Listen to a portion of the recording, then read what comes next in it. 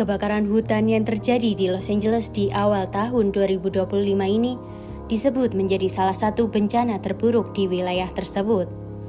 Kobaran api yang dikombinasikan oleh kencangnya angin membuat api semakin ganas.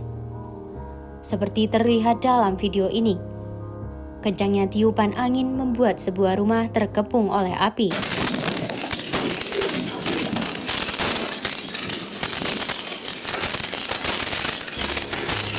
Menurut laporan, kebakaran di Los Angeles ini sudah melalap sekitar 1.500-an rumah dan menghanguskan 26.000 hektar lahan yang terletak di Palisades dan Altadena.